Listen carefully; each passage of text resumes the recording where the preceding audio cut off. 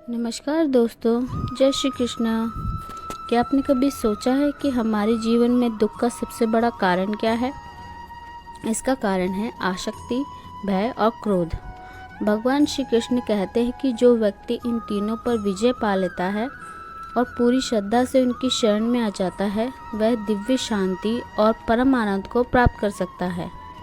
आज हम भगवद गीता के अध्याय 4 श्लोक 10 का सरल अर्थ और जीवन में उसका महत्व समझेंगे। आइए सबसे पहले श्लोक का पाठ करते हैं। वीत राग भय क्रोधा मन्मया मामुपाश्रिता बहवो ज्ञान तपसा पूता मदभाव मागतः।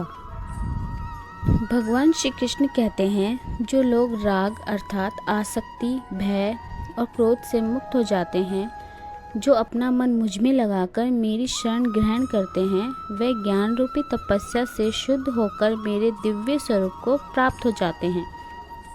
राग क्या है? राग का अर्थ है अत्यधिक आसक्ति। जब हम किसी व्यक्ति, वस्तु या परिस्थिति से ज़रूरत से ज़्यादा जुड़ जाते हैं तो उसी से दुख जन्म लेता है। इसीलिए श्री कृष्ण हमें प्रेम करने से नहीं बल्कि आसक्ति छोड़ने की शिक्षा देते हैं। भय क्या है? भय हमें वर्तमान में जीने नहीं देता।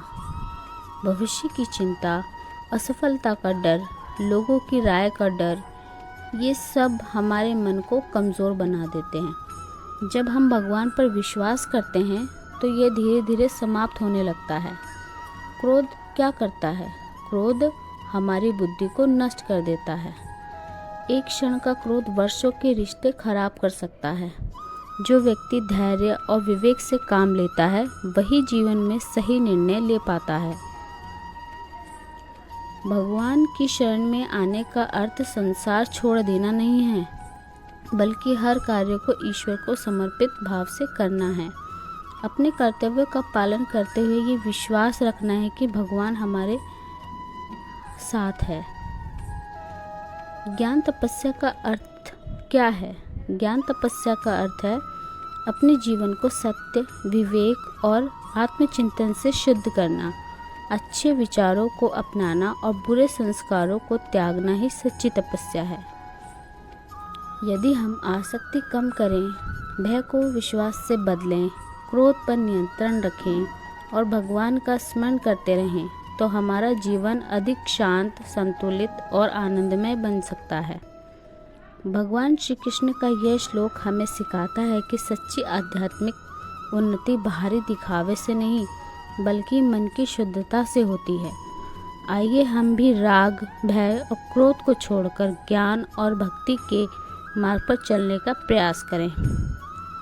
यदि आपको ये वीडियो पसंद आया हो तो इस चैनल को लाइक करें, अपने प्रियजनों के साथ शेयर करें और चैनल को सब्सक्राइब करना ना भूलें।